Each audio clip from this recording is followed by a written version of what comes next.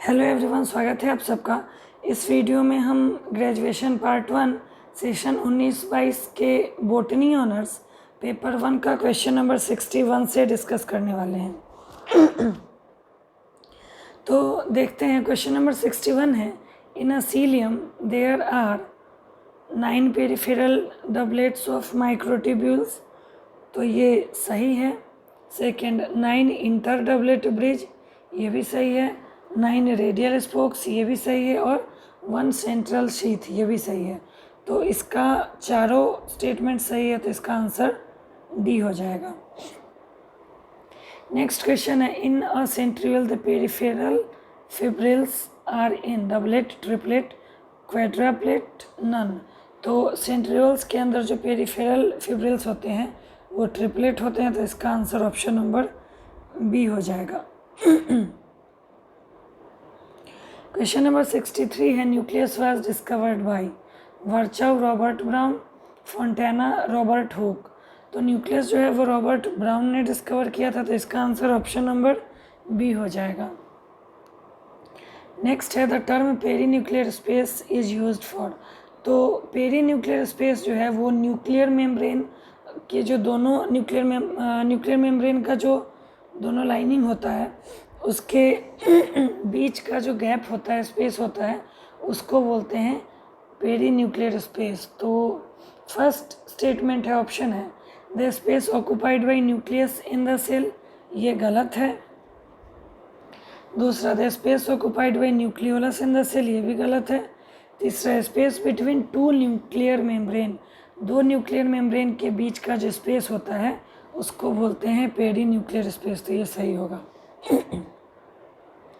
Question number 65 है, chromatin contains DNA and dash protein called dash. तो DNA जो होता है वो एसिडिक होता है, और डीएनए जिस प्रोटीन से के साथ अटैच्ड होता है वो बेसिक प्रोटीन होता है, और उसका नाम हिस्टोन होता है। तो ऑप्शन नंबर सी इसका आंसर हो जाएगा, chromatin contain DNA and basic protein called histone. Question number 66 है, विच of the following chromosome will have 2 equal arms, metacentric, सब मेटासेंट्रिक, एक्रोसेंट्रिक, टीलोसेंट्रिक। तो मेटासेंट्रिक के अंदर क्रोमोजोम के दोनों आर्म इक्वल होते हैं, तो आंसर 1 हो जाएगा। Next, terminal centromere is present in dash chromosome. तो टर्मिनल सेंट्रोमियर जो है वो टीलोसेंट्रिक क्रोमोजोम के ऊपर होता है, यानी कि option number D.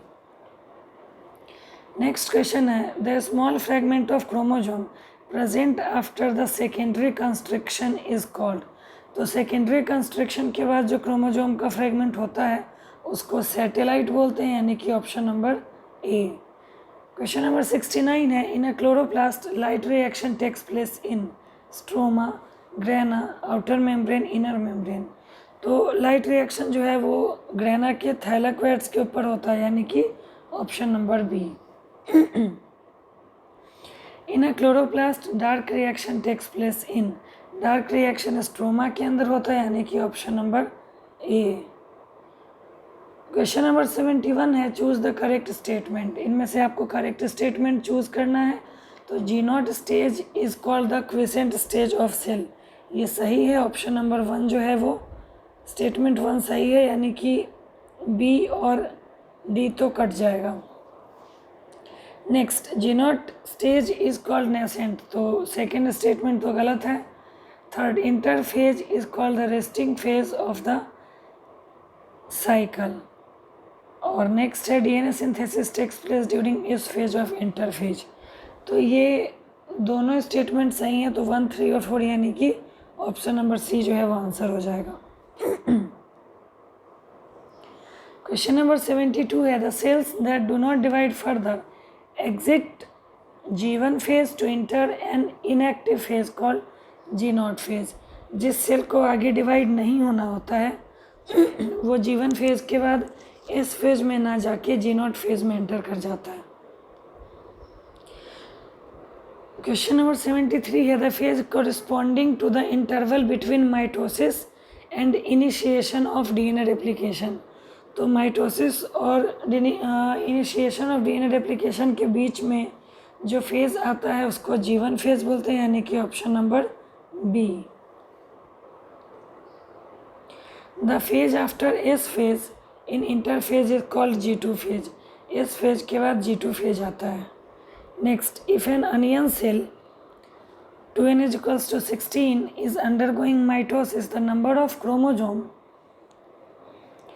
observed in the cell at metaphase stage will be। तो एक चीज़ याद रखिएगा कि क्रोमोजोम का नंबर भले डबल हो जाता है लेकिन डीएनए का नंबर जो है वो सेम रहता है। सॉरी, डीएनए का नंबर जो है वो डबल हो जाता है लेकिन क्रोमोजोम का नंबर जो है वो सेम रहता है, यानी कि मेटाफेज के बाद भी 2n इज इक्वल्स टू 16 ही रहेगा। क्रोमोजोम सेम रहता है, डीएनए डबल हो जाता है। Next, if an onion cell 2n is equals to 16 is undergoing mitosis, the number of chromosome observed in the cell at anaphase stage.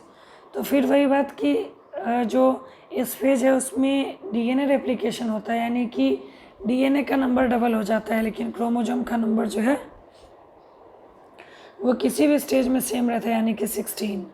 Next, if an onion cell 2n is equals to 16 is undergoing meiosis, the number of bivalents observed in the zygotene stage will be. तो bivalent जो है वो pair बनाते हैं, यानी कि 8 हो जाएगा।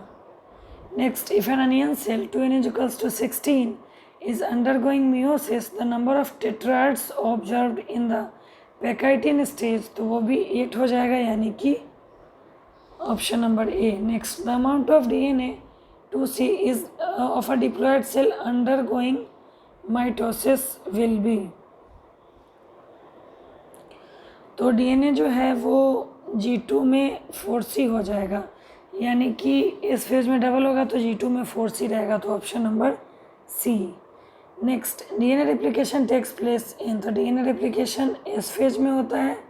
Condensation of chromosome is completed by which stage of mitosis, तो क्रोमोजोम का कंडेंसेशन मेटाफेज में होता है।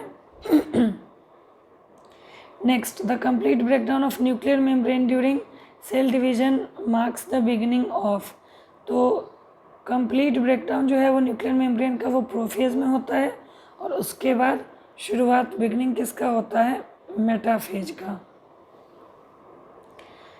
Eight metaphase of mitosis each chromosome has 1 chromatid and 1 kinetochore. Metaphase में 1 क्रोमेटिड और 1 काइनेटोकोर होता है। Next, during mitosis the site of attachment of spindle fibre to the chromosome is kinetochore. Kinetochore के पास spindle fibre जो है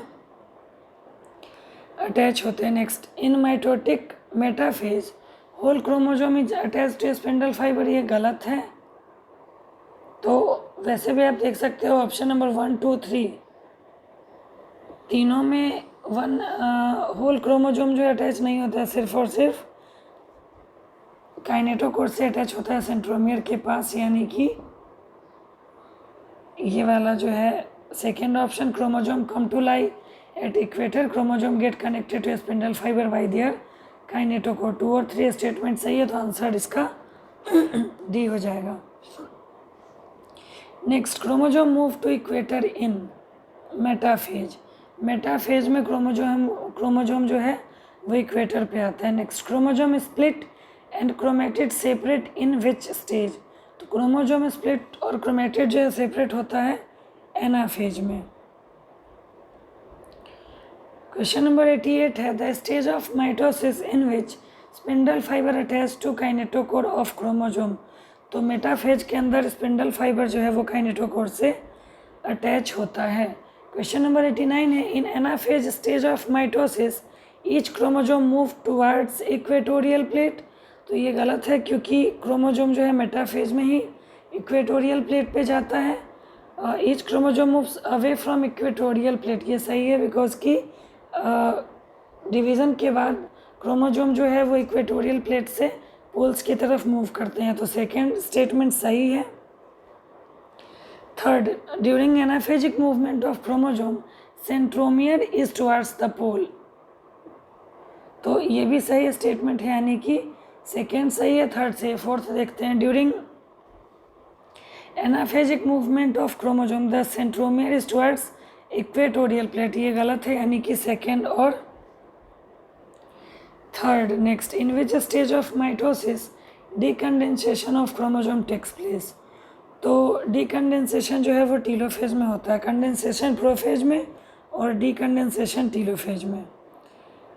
next, which of the following events takes place during telophase of mitosis, chromosome cluster at opposite spindle fibre, nuclear envelope begins to form, second option सही है। Reformation of nucleolus, third भी सही है। Chromosome starts डीकंडेंसेशन, fourth भी सही है। और chromosome cluster at opposite spindle poles,